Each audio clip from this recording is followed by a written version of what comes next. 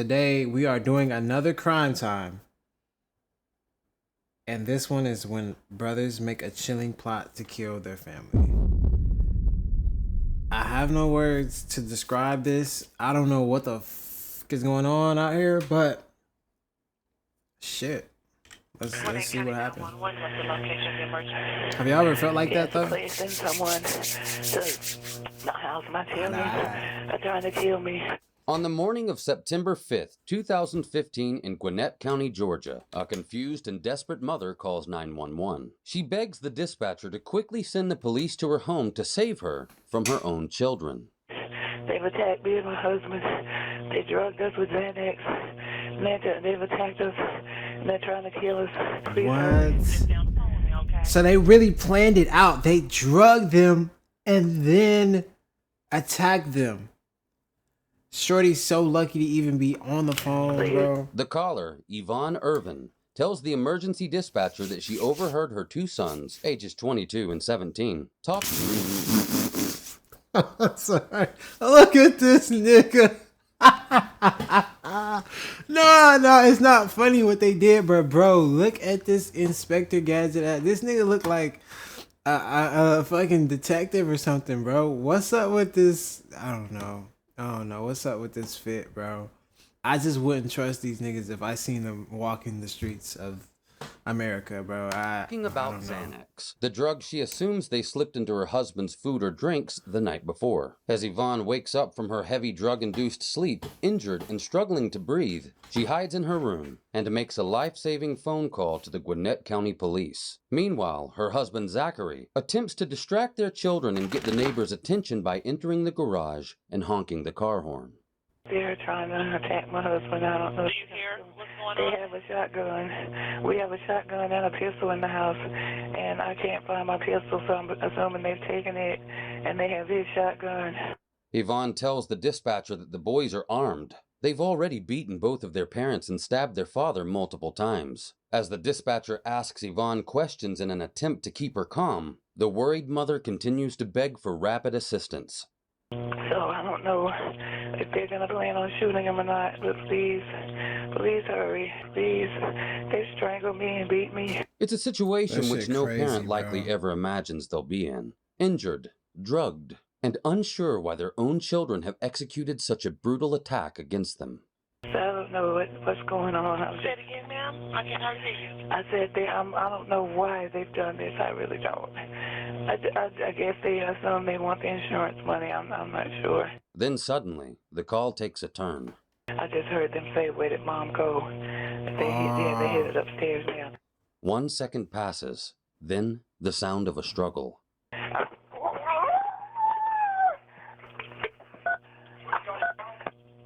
Hello? The police are on their way. It's on their way.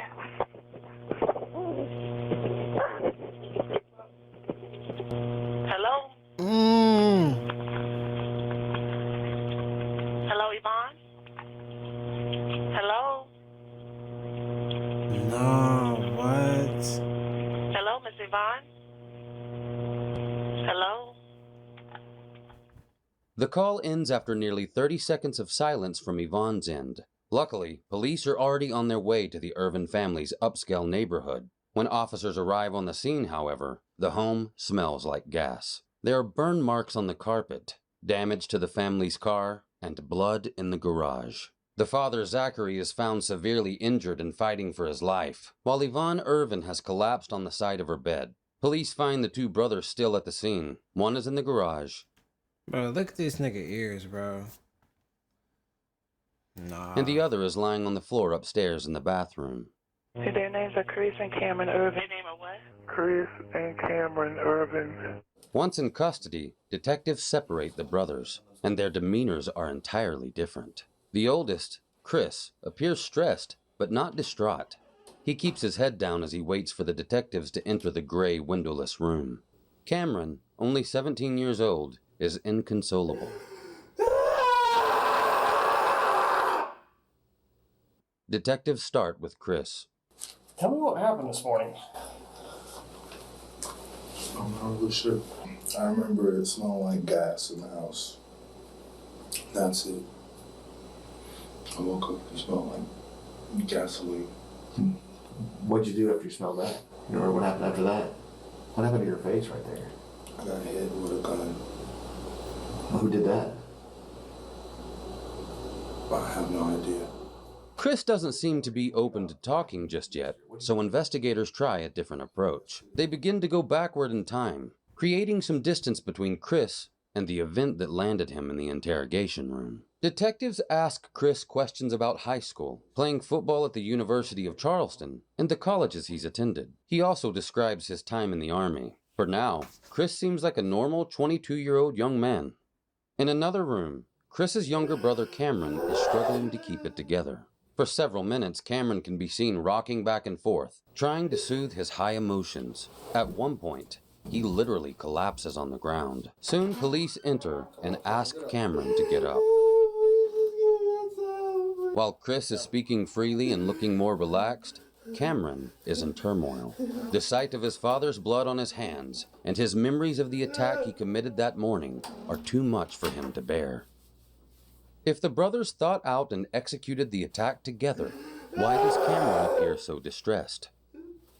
As investigators begin questioning Chris about his personal life, he reveals a few possible motives to the police. You had a girlfriend or anything? No, sir. No girlfriend? No, sir. This shit crazy, You moved dog. back home a month ago, a couple weeks ago? What? In this line of questioning, the investigator begins moving closer and closer to the day of the attack. Yes, sir. A month ago, maybe? Yes, sir. Get your own. It's the same house that you grew up in, basically. Yes, sir. Well, tell me about your family, your parents. You always get along with them? No, sir. No. Anything in particular? Like, were they strict or anything about your parents? Like your mom. Was she a stay-at-home mom or she worked too? She worked too. What kind of work did she do? Computer programming. 35 minutes into the interrogation, Chris mentions his younger brother Cameron for the first time. When you were growing up, did you ever get in trouble or anything with them? Like running away or anything? No, my brother ran away though. Your brother did? Were they abusive or anything towards you guys? I mean, any kind of way when you were younger? Chris hesitates before answering. I was the one that was like always just,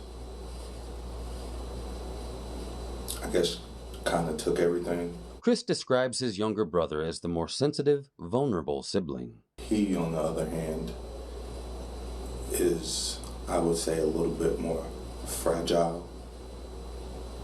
And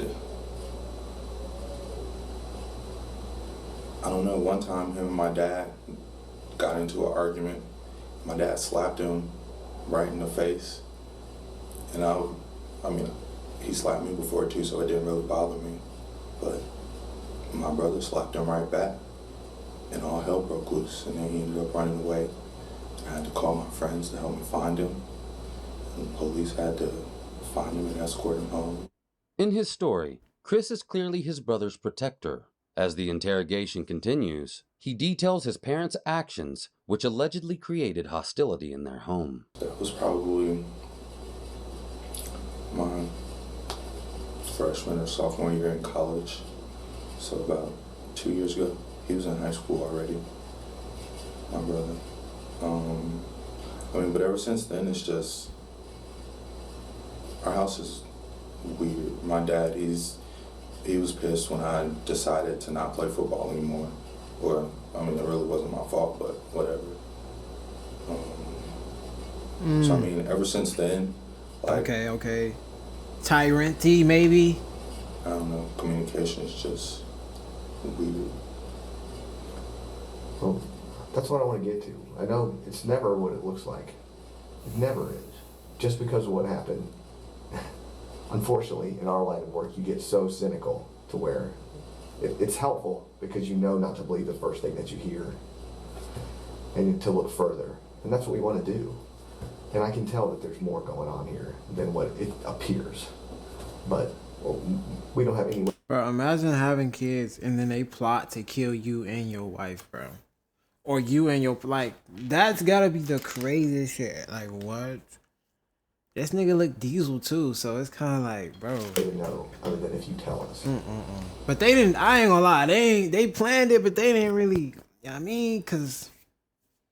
it wasn't a great execution. I'm just saying. That's kind of. I mean, And if we have the whole picture, it makes everything more understandable to everyone. Because everyone's But gonna thank draw God. conclusions right away just from what they see. because I think And they that's both wrong, survived, but that's right? what people do. We're not gonna, because like I said, unfortunately, we see it so often. We know that the first thing we see is not it. Clearly, we can hear your brother. He's very upset. And I hope to God when we go in and talk there that he will tell us the full story. And that's what I want. That's what we want. We don't want to have anything happen that doesn't need to. And we're going to do a full investigation. We're going to check everything. We're going to check like cell phones, and we're going to check records and everything. But if you can give us some guidance from the beginning of exactly what happened, the courts, the district attorney, I mean, everybody takes that fully into consideration, because it can't be what it just looks like, because that doesn't make any sense. If you would just help us understand the whole picture, that's all we want. Have you ever, I think, collectively,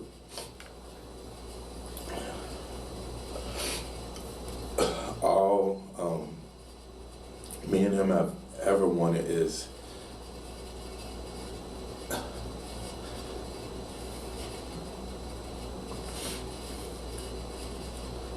just like their approval.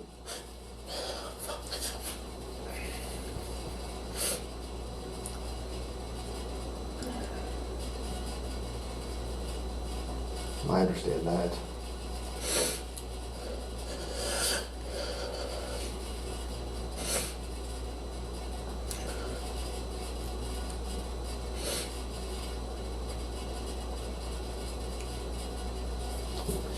That shit crazy, bro. Until I went to college, I did everything that my dad wanted me to do, because we didn't have a relationship. We did it outside of football. That was it. I mean, when I got to college, I realized, I don't even like football like that. I don't want to be at a school. I'm just here because my dad wanted me to play football. I decided that, okay, I don't want to be in Charleston anymore. It's 7, and I don't know if you're thinking about Charleston, South Carolina, because a lot of people get that misconstrued, but it's Charleston, West Virginia, which is like 8 hours away. Yeah, I was thinking South Carolina. It's like 8 hours away. I was going to school, working, playing football,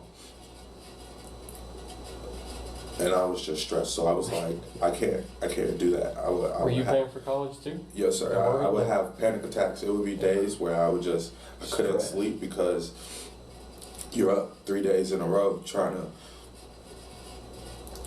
get all your work done. Damn. He was really going through that college experience, bro, and like that shit was really weighing on him. And I can see now he didn't even really want to do that. He didn't even want to. Well, he just did, bro. He didn't even want to kill. Damn. That stress, bro. 4.0.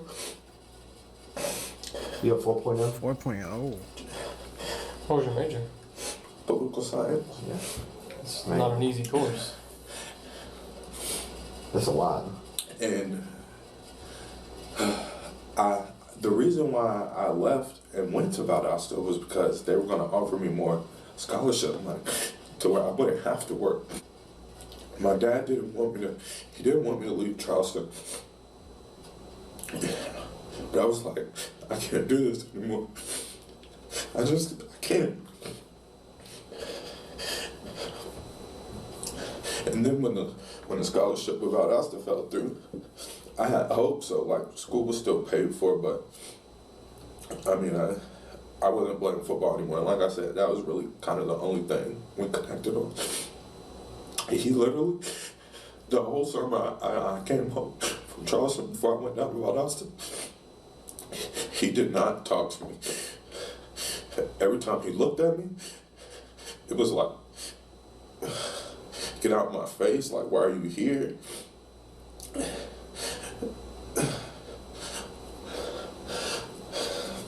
How long ago was that? That's 2 years ago. 3, 4, that was my freshman year. I don't know how long ago my freshman year was. 3, 4 years ago. Has it been that cold since then? Yeah. So I ended up, like I said, I was at Valdosta. The relationship, it really did improve. Were you playing football at Valdosta without the scholarship? Just going to school. Just going to school. Yeah. Just had an academic scholarship. Did that probably make him, was he pissed off about that? Yeah, they were pissed. They were pissed, but I mean, they offered to pay for school or for whatever part that Hope didn't cover, and I worked and paid for everything else. And then I transferred to Georgia State, just because as a political science major, it's more opportunity in Atlanta for future law students than in Valdosta. There's no. Oh yeah.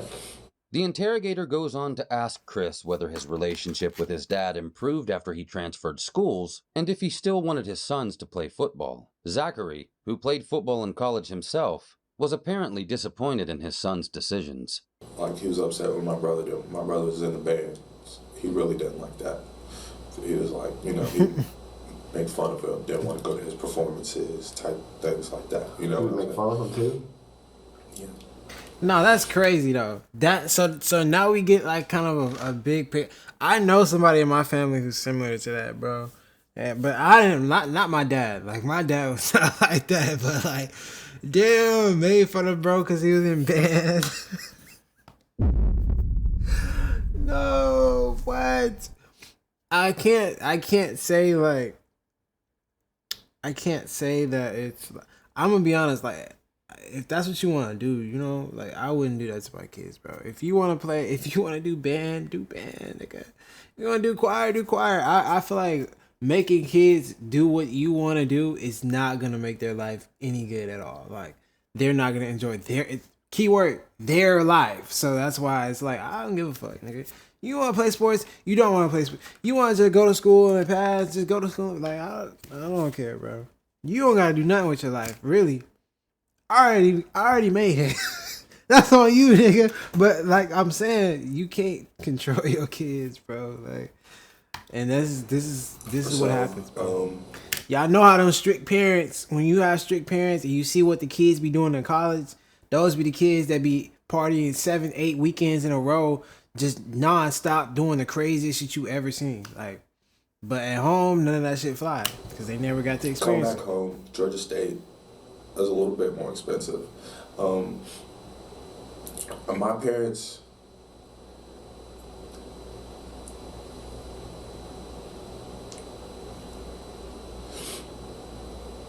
by no means are they rich. By no means do they have, all of the. In college, you meet a lot of people with a lot more than you. Yeah. And that's okay with me. I have friends with trust funds and their parents have secretaries and they drive brand new Maseratis and stuff like that. And that's cool. But my parents don't have that. They do have, but they've showed me how to do a budget. They've showed me how to work with their budget. Mm-hmm. And when I first went to Georgia State, they told me we will pay X amount of money for your school. You have to figure the rest out. That's fine. That's what I did. Then it cut back to, last year I think they gave me $500 for school. Georgia State's like $11,000 a year. So I had to take out a bigger loan. And then they claim me on the taxes like they paid for it. They claimed the whole amount, which blows me. I had a car, but they told me that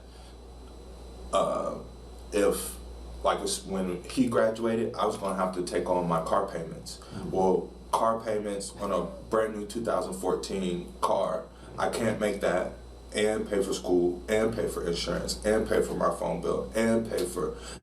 So far, Chris has told investigators 3 factors that could have played into the motive for the attack. First, Chris may have felt that his brother needed his protection. Second, Chris felt he wasn't enough for his parents. In seeking their approval, he reveals that he often found himself on the receiving end of his father's disappointment. Third, Chris was under an enormous amount of stress. Between work, school, and football, he simply couldn't keep up. Chris then reveals to investigators that the main cause for his stress at school was money. I can't make that and pay for school, and pay for insurance, and pay for my phone bill. Chris's frustration over money aligns with the motive that Yvonne suggested in her 911 call. So I don't know what's going on. Say it again, ma'am. I can't hardly hear you. I said I don't know why they've done this. I really don't. I guess they assume they want the insurance money. I'm not sure. Did the brothers want to kill their parents for insurance money? If so, detectives need to know if Cameron was under the same financial stressors as his older brother, or if it was solely Chris's financial needs that allegedly motivated the attack. And while I've been gone, I was talking to my brother. He said, their relationship has gotten progressively worse since I've been gone. And it's like times where we all live in the same house, but we won't see each other or talk to each other for days at a time. Like if they go out of town, my mom texted my brother that she was leaving to go out of town. Like, well, that's cool, but if we all live together In the same house. in the same house, And she a text message. We're going out of town. That's pretty cool. And he's 17. Well, he's graduated from high school, but 17, man, you're still a kid, and your mom texts you that she's leaving. I don't know. Is he a senior?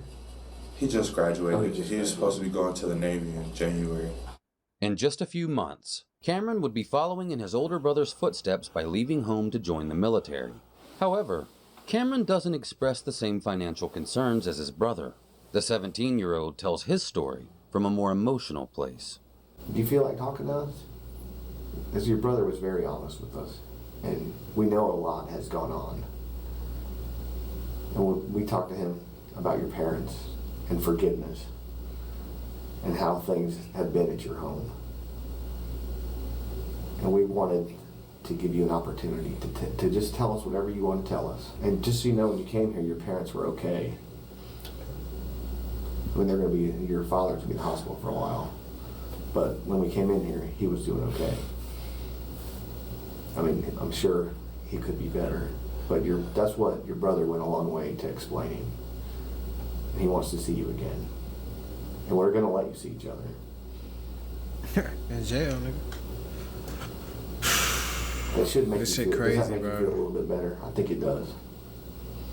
He told us about growing up at your house from his perspective.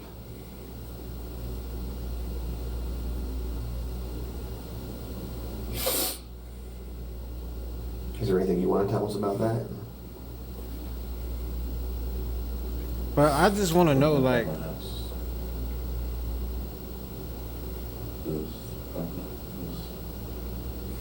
Sometimes it was easy, sometimes it was very hard. Why is that?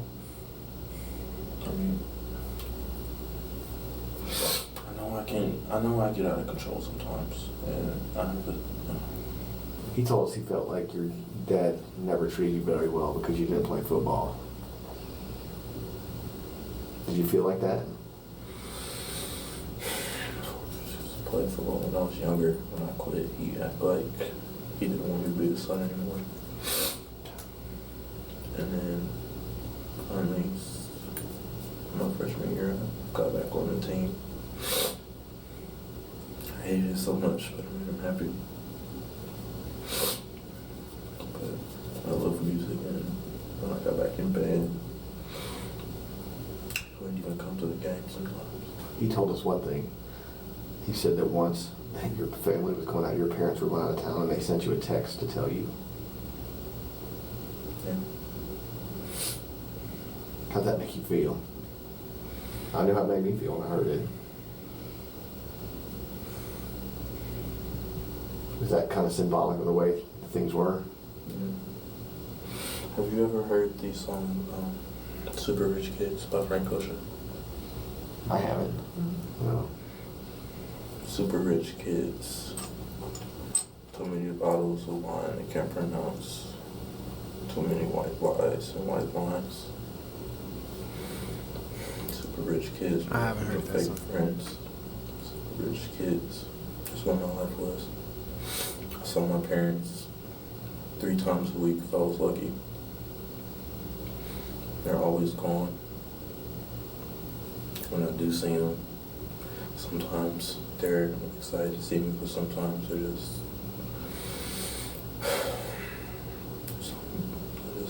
mean. I don't know why. I'm trying. They wanted me to get out the house. They wanted me to do something that wasn't for the Navy. Just wasn't enough. Just wasn't supposed to happen. He told us that y'all turned the gas on last night and it just didn't work. I told you we did it. No, he just kind of said the gas. He was kind of vague, but that the gas was turned on and they put candles out. By placing emphasis on the word we, Cameron implies one brother may have played a We? We? No! We didn't do shit. That's smaller role basically. in the crime than the other. Unbeknownst to Cameron, We didn't do Chris has shit. already told the detectives they committed the crimes together. We. We are going to let you see your brother today. Him. Just, can you tell us what happened? Honestly, we just wanted to blow the house up. Us? The house were missing so many bad things. Blow the house up and start over, but it didn't work. Hold on. Now, in light of the situation, I have to be respectful. Now the parents didn't die, but what were you niggas thinking? To blow the house up and start over? What are you talking about, buddy? Blow your home up and start over. What are you gonna build the house from scratch? What does that mean? Blow the house up and start over? What? You just gonna go start a new life? I don't know. Dumb criminals. And then we were like, well, the whole house smells like gasoline.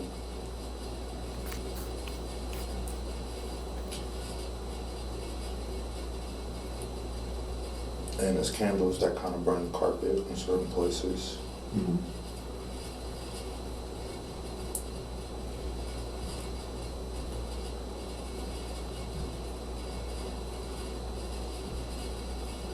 How are we going to explain this? And then it was like,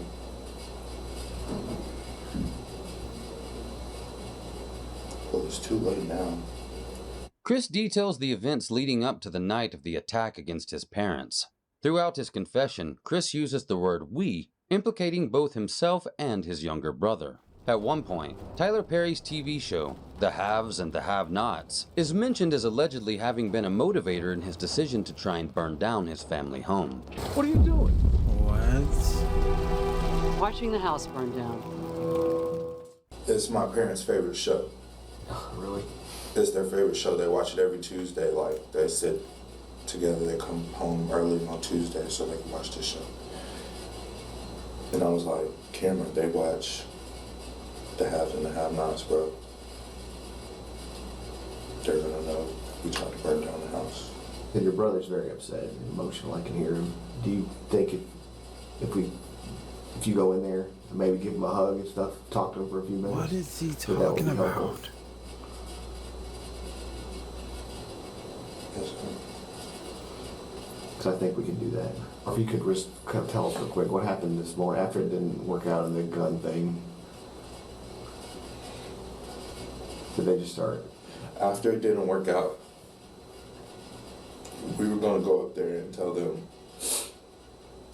that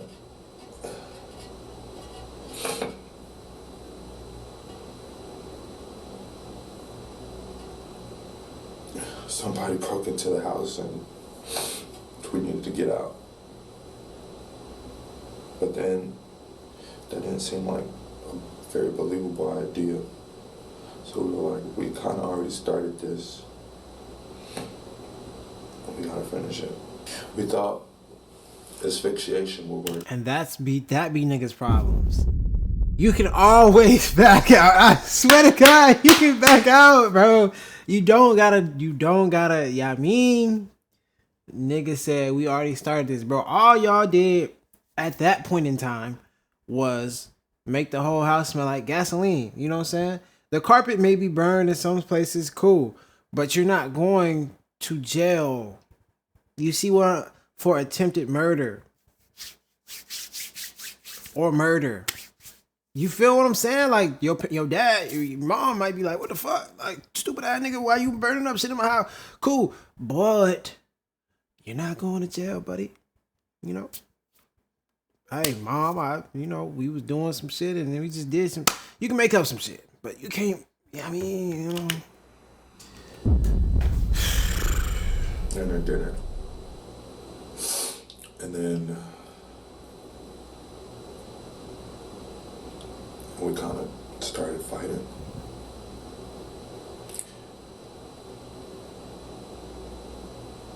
I mean, but then when you fight your parents, I mean, I don't think anybody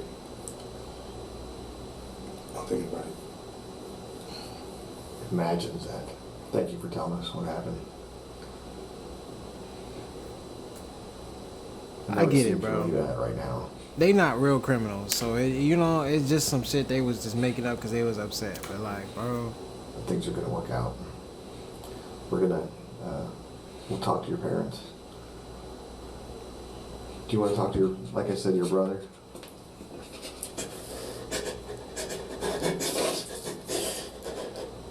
Before the detectives allow the brothers to reunite, they want to hear Cameron's side of the story. Soon, they find that Cameron shows a strong allegiance to his older brother, but the story he paints is dramatically different. Brother in the other room like, me? We? My parents Us? too. And me and my dad kind of like both got these horrible tempers. And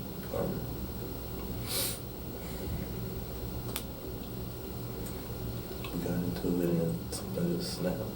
Trying to suffocate him. Trying to kill my dad. Cameron blames himself for the attack, leaving his older brother out almost entirely. Was the best. So is that not right what your brother said? Y'all started fighting last night? My dad got into it. My Chris tried to calm me down.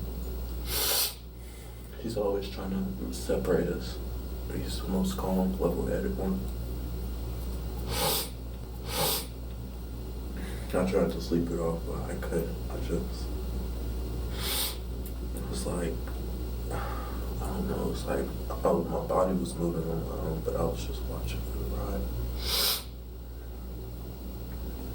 That's crazy, dog.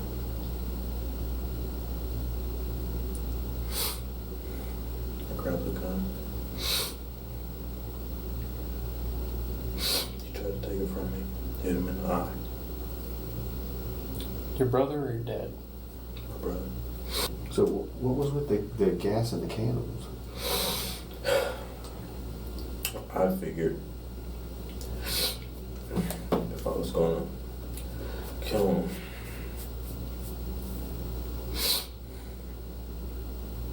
I might as well just cover the evidence. So I turned on the gas, tried to light candles, I see. packed a bag.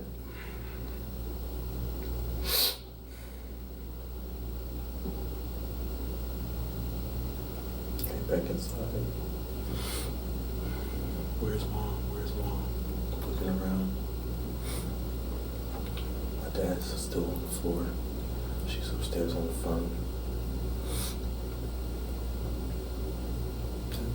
And tackled her. Right there on the phone.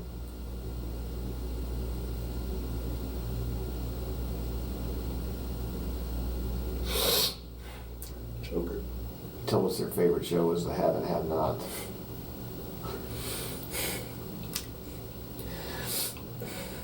The Have and Have Not, so I couldn't stand it. They always say, hey, come watch it with us, come watch it with us. Did your brother do any of this? Or is he trying to protect you? He's always trying to protect me. Everything that happened to him is because of me. When he got in trouble with my parents, he's covering up for me. What? Every time something happens, he covers up for me. Like, I can't let him cover up for me this time. Damn, that's real though. Shout out to you, bro. That's real though. Big brothers So be did you trying help to. turn the gas and put the candles out? You know, I did that all myself. But you turned the gas on last night? Gas on this morning. This morning This too? morning. Because the way he was telling it seemed like he was involved with the thing. But if you could give us a timeline of how it went, if he's just trying to protect you. About, let's see, we got into it last night. Me and my dad, before they went to sleep, they got home from a football game. It was about 11 or 12. Chris calms me down. I go upstairs, he goes downstairs, everybody goes to sleep, but couldn't sleep. Something just snapped. I take my pillow, I go to my parents' room. About 4 in the morning, trying to smother my dad. I smothered my dad. My mom wakes up, tries to pull me off of him. I hit her. My dad tries to get back on me, but I know where he keeps the shotgun, so I go for it.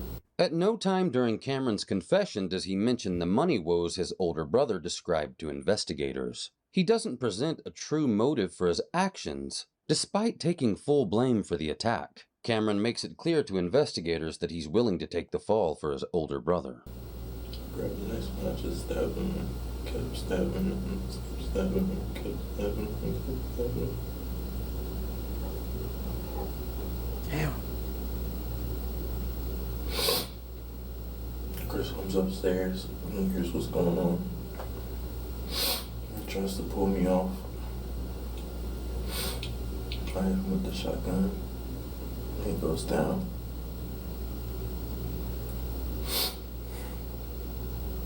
I got rid of my tracks now. Just killed my dad. Choked my mom out. So I turned on the gas, light some candles, turned on the car.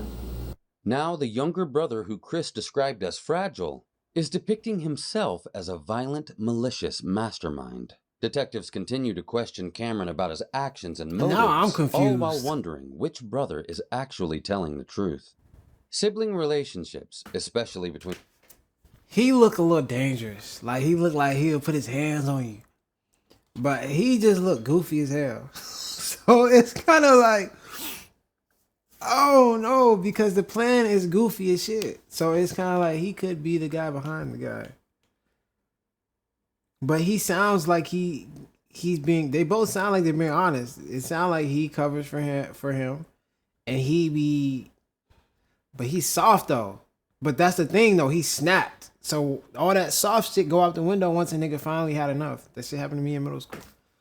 So what I'm saying is,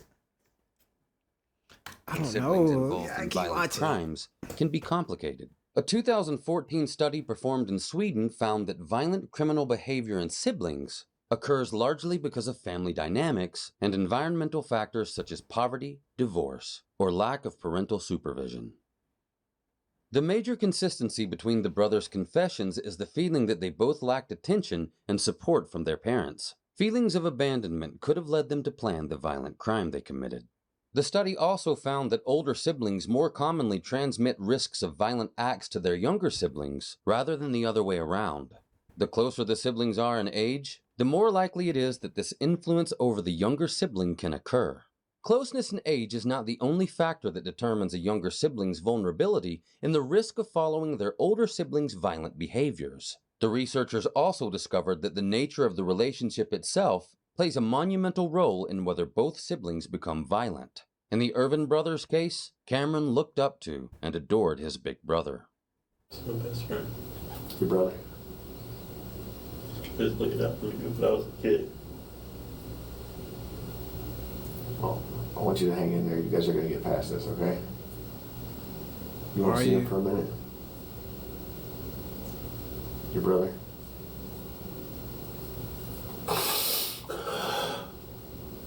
Finally, the detectives allow the brothers to see each other.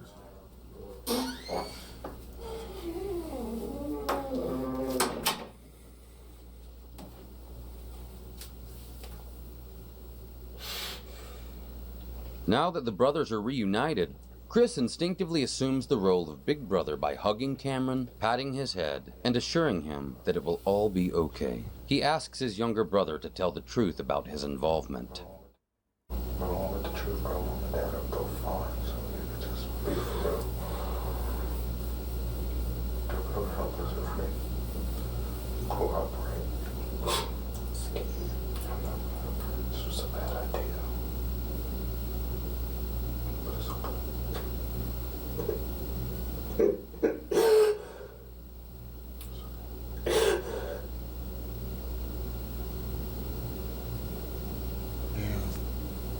Just tell me the truth, bro. That's it.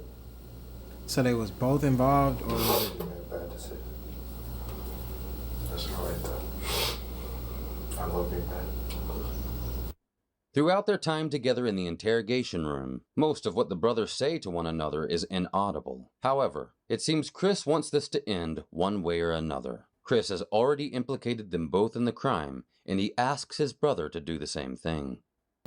Listen to me. Listen. These officers come in here and ask you what happened again. Just tell them the truth. It's going to show them they look at the house for evidence. You know what I'm saying? Mom and Dad were witnesses to everything that happened. I helped. Okay? You did not do that on your own.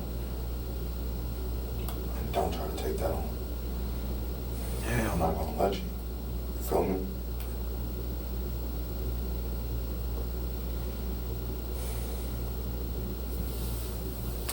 Like I said, just keep it 100 when they come in and ask you. They're probably gonna testify against us, but at least it's not gonna be murder. Yeah, you're right. Attempted murder, but not murder. It's different. That's what I'm saying. Just be honest. Damn, bro wanted to go to the I won't let you military. do this by yourself. He's never gonna go.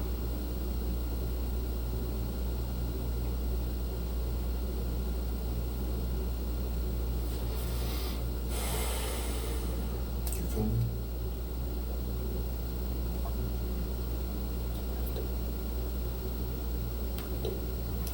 Above it.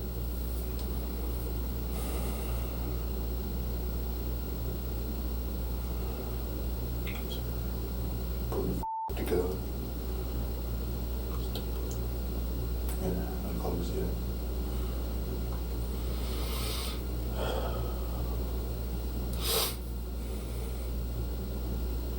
Hopefully, when Mom and Dad are okay.